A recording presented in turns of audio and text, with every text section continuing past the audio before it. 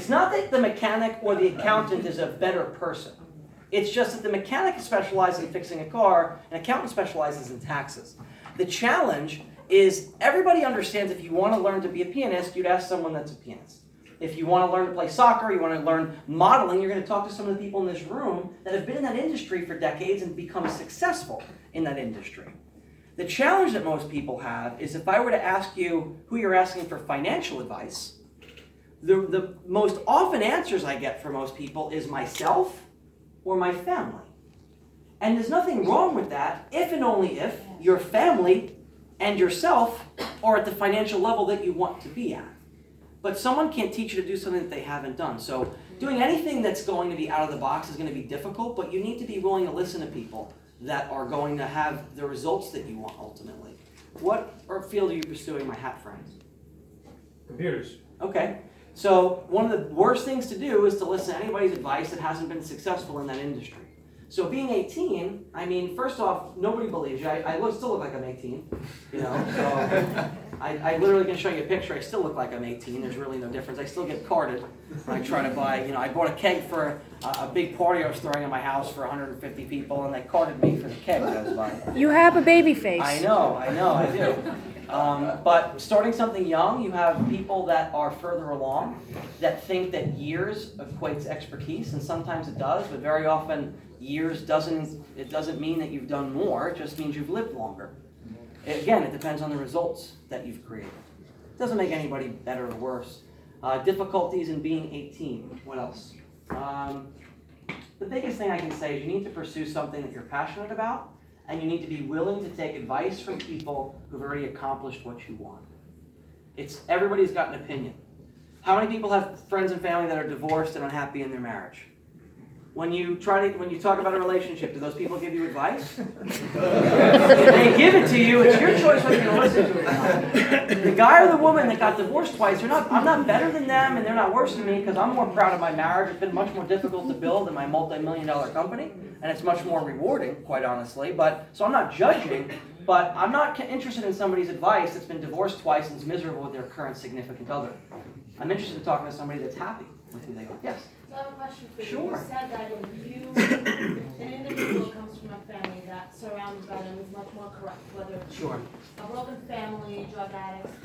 So given that you are very successful and you are, I guess, these black sheep in a good way of your family, given that you say you come from a very broken family Yeah. and X, Y, Z, that kind of contradicts to what you were saying, right? Sure. Well, it only contradicts Can it. you touch on that? Yeah, it's a great question. I changed my associations. I haven't listened and taken advice from anybody in my family. My dad is a serial cheater and is a miserable person. I love my dad and I honor him. I talk to him every few weeks. He's been out of prison for a decade, and I do the best I can to be around him, but he's also a toxic individual. So I'm also not going to spend a majority of my time around him. I honor him, I speak to him weekly, and I make sure things are okay, but I'm not going to spend the majority of my time around him. The people that you associate with The reference points. are the most important thing. I changed my association. I started spending time with people that had built multi-million, multi-billion-dollar companies through Tony's opening a door to that kind of association that had great marriages, that had strong spiritual foundations, that had the life I wanted. So what would you say to someone that grows up in an environment that those reference points are not readily available? Sure.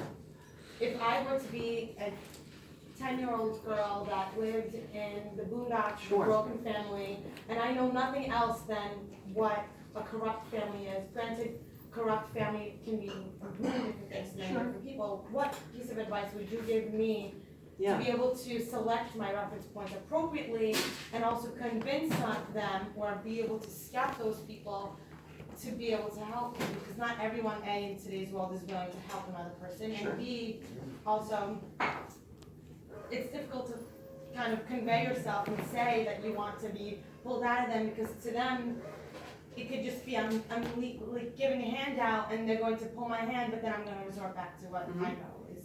It's a great question. So there's a few parts to it.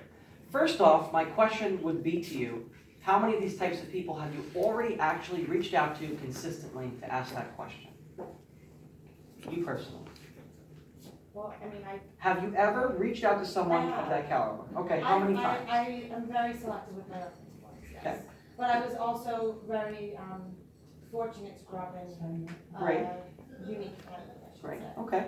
So I find that people But that for are, someone that's 10 years old, very poor family, how would you guide them? If they were to come to you saying, I want you to be my mentor, Mhm. I want to reach out to more people, what are some things that you tell them to do? How would they go about it? Number one, the people that you're gonna associate with most are gonna become your reference point. It doesn't have to be your family, you need to choose them.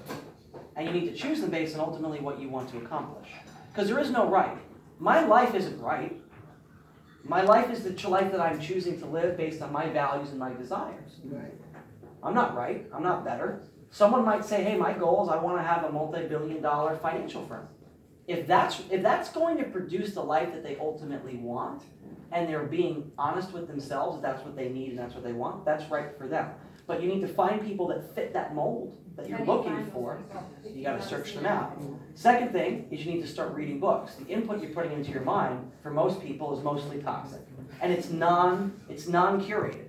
Most people I talk to spend 3 to 5 hours a day mindlessly scrolling through their news feeds and expecting their mind to produce unique, excellent information and positive self-image. What is one book you read that you felt contributed to your success? I've read a book a week for the last 10 years. So I can't tell you one book that contributed to my success. If you give me a genre, I can give you a particular book that has helped me. Thank you, that's all the questions. Yes. What was that And called? then he has- White, because I mean, you mentioned Simon Sinek, and I mean, when I started reading development, self-development Sure. books, Leaders Eat Last was the first one I That's an read. excellent book. Yeah, and but in full disclosure, I didn't actually read it. I listened to it. Audible. Yeah, that's and excellent. Scott, I mean, if you're not a reader, if that's not how you process information, audiobooks. Excellent. You're on your commute, you just put your earbuds on, Yeah. and you can do that book a week very easily, and you can really change your whole mindset. For sure. For sure. If you're an overachiever, put it on 2 times, you get done twice as fast. 1.25 is enough. You still read a book a week, you said? On average, not every week. Some weeks I read more, some weeks I read less. I have 3-month twins, so my average is probably much lower the last 2 months. How do you choose the book you're gonna read? Is it something that you search out, like a certain topic?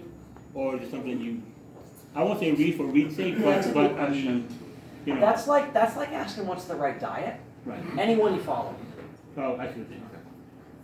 If you're not reading, anything that you read is going to be positive, and you start to learn what you need and what you want. You know, I mean, if you go to any personal development section, you know, you can pick a book, find something that speaks to you, because there's never going to be a one book. Right. Everything in life is cumulative. It's based on what you're doing on a daily basis. You don't get fat from eating ice cream. You know, we get heavy from eating more calories than our body needs on a consistent basis for months and years. You know, you don't go into debt from one purchase. You typically go into debt from buying Starbucks for $10 a day for 3 years. You know, so it's a cumulative. So anything you pick is great. Just start. Just start. Yes, sir. Sir, First off, is this helping at all?